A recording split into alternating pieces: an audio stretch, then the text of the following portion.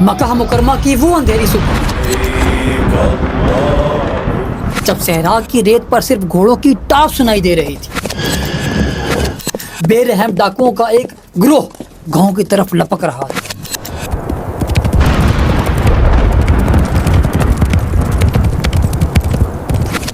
وہ گاؤں جو ابھی تک پرسکون نیند میں سو رہا تھا۔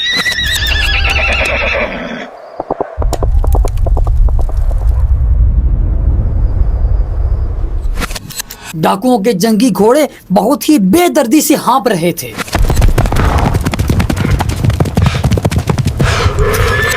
رفتار اتنی شدید تھی کہ بھیگی ہوئی زمین پر بھی ان کے سموں سے شرارے پھوٹ رہے تھے۔ موت کے سوداگر اندھیرے میں گاؤں کے تقریباً نزدیک آ ہی چکے تھے کہ اللہ تعالیٰ نے آسمان کا سینہ چیر دیا۔ سورج کی کرنیں نکلی اور بھاگتی ہوئی درندگی بے نقاب ہو گئی۔ اتنی میں اچانک گاؤں کے ایک شخص نے چیخ ماری، ڈاکو آ گئے، ڈاکو آ گئے، ڈاکو آ رہے ہیں، ارے باہر نکلو۔ پورا گاؤں ہڑبڑا اٹھا۔ اے عثمان جلدی اٹھو۔ مائیں، بیٹیاں، باپ اور بھائی سب اپنی جانیں ہتھیلی پر رکھ کر میدان میں آ گئے۔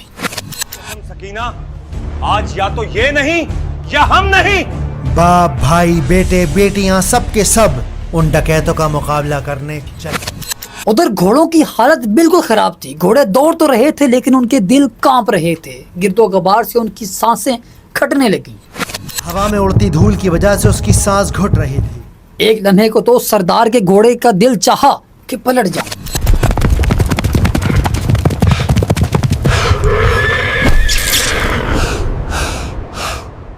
اس کھلے میدان کی طرف جہاں وہ آزادی سے دوڑتا تھا،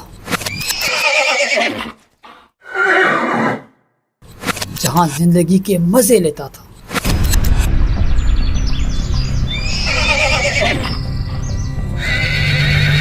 لیکن پھر اس کا مالک چیخا، سنا نہیں، آگے بڑھو۔ سنا نہیں، اور تیز۔ اور وہ گھوڑا پوری رفتار سے موت کی طرف بھاگ پڑا۔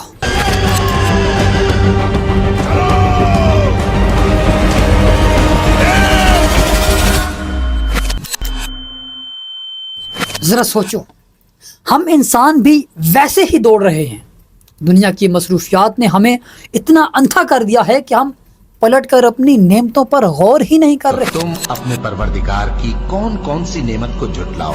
شاید آپ اب بھی سوچ رہے ہوں گے، وہ گھوڑا، وہ گاؤں، وہ لوگ۔ لیکن حقیقت تو یہ ہے کہ یہ کہانی اس گھوڑے کی تھی ہی نہیں، اس گاؤں کی تھی ہی نہیں، ان لوگوں کی تھی ہی نہیں۔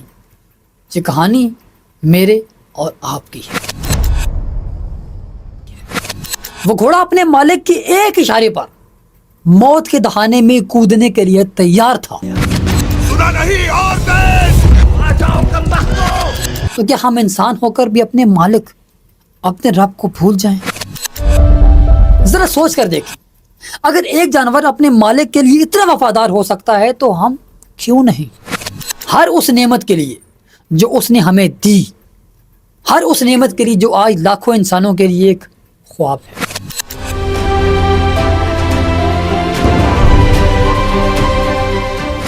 یہ ویڈیو قرآن کے 100ویں چیپٹر سورہ العادیات سے انسپائر۔ اور ابھی بالکل ریسنٹلی ہمارے پاکستان میں ایک ایسی آفت آئی جس نے ہمیں جھنجھوڑ دیا۔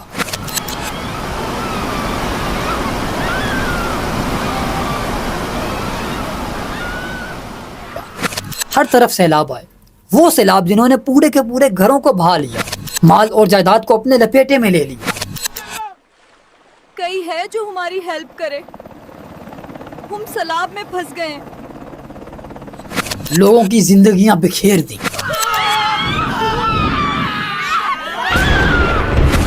وہی لوگ جو کل تک مکانات کے مالک تھے، کاروبار کے مالک تھے، وہ آج خیموں میں رہ رہے ہیں۔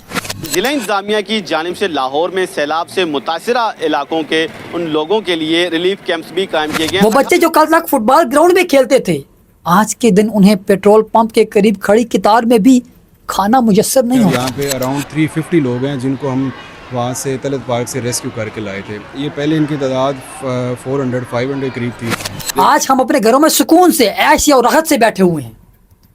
چائے, چکنائی, گرم کمبل, اور باہر وہ لوگ بارش میں, سردی میں اور بھوک کا مقابلہ کر رہے ہیں.